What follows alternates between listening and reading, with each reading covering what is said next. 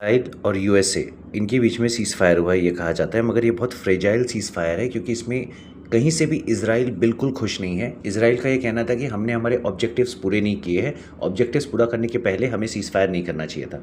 दूसरी बात ये, वहाँ के अब्बास अरागची ये बोलते हैं कि हाँ, मैं स्ट्रेट ऑफ हॉर्मुज खोल दूंगा मगर मुझे सेना से बात करनी पड़ेगी। 10 सूत्रीय बात पे इस्लामाबाद पे बात होंगी। ऑब्वियस बात है, इस्लामाबाद अगर आप लोग सुन रहे हैं तो आपको लग रहा होगा इस्लामाबाद बहुत ग्रेट हो गया। भाई वो दल्ला है, that's a kind of broker.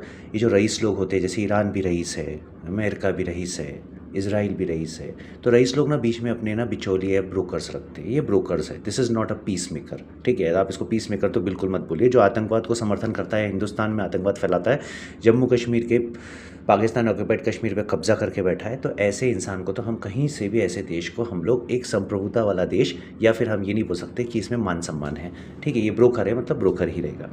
रही बात इंडिया इसमें बीच में क्यों नहीं इन्वॉल्व हुआ, इंडिया इसलिए इन्वॉल्व नहीं हुआ कि देखिए क्या होता है, किसी दूसरे के मामले में आप इन्वॉल्व होंगे, कल की डेट में अगर पाकिस्तान इंडिया के बीच में कॉन्फ्लिक्ट होता है तो उसमें भी कोई दूसरा देश आके कोशिश करेगा कि आप हमारे समय आए थे, हम भी आपके समय आएंगे। इसलिए इंडिया ने बोला नहीं, मैं अब इस पिक्चर से अपने आप को दूर रखता हूँ, मुझे मेरी देश की प्रोग्रेस करनी है। देश में वैसे 145 करोड़ लोग हैं, उनका पेट भरना है, उनको चीज़ें अवेलेबल कराना है। देखते हैं स्ट्रेट ऑफ हॉर्मुज क्या होता है, मगर मेरे हिसाब से मेरा ये कहना है कि ये एक बहुत फ्रेजाइल है, क्योंकि वो बोलते हैं कि आप यूरेनियम का संवर्धक मत करें, यानी उसको एनरिच ना करें। ईरान बोलता है मैं तो करूँगा पर बम नहीं बनाऊंगा। तो इस बात की क्या गारंटी है कि बम नहीं बनेगा, क्योंकि अगर 90% 80% अगर एनरिच हो गया तो बम बन जाएगा। क्योंकि अगर न्यूक्लियर एनर्जी के लिए एनरिचमेंट चाहिए तो यूरेनियम का सिर्फ 5% करना पड़ता है न्यूक्लियर एनर्जी के लिए, 5 से कई गुना ज़्यादा है इस बात के लिए। इस बात की क्या गारंटी कि इसराइल ये लिख कर देगा कि मैं ईरान पर कभी हमला नहीं करूँगा, बल्कि हाउती जो है वो अलग अलग जगह यमन वगैरह में पहले से बने हुए हैं, तो वो बोलेगा आप अपने प्रॉक्सी ख़त्म करो, ईरान बोलेगा मैं प्रॉक्सी ख़त्म नहीं करूँगा, तुम लिख के दो मुझ पर हमला नहीं करोगे। मुझे नहीं लगता ये कुछ ज़्यादा दिन तक ये सीज़ फायर चलेगा। कॉन्फ्लिक्ट्स रहेंगे यहाँ पर, कुछ शर्तें मानी जाएंगी, कुछ नहीं मानी जाएगी। पर हाँ, एक शर्म की बात है, यूएसए जैसा इतना पावरफुल कंट्री लड़ नहीं पाया और ईरान के सामने झुका।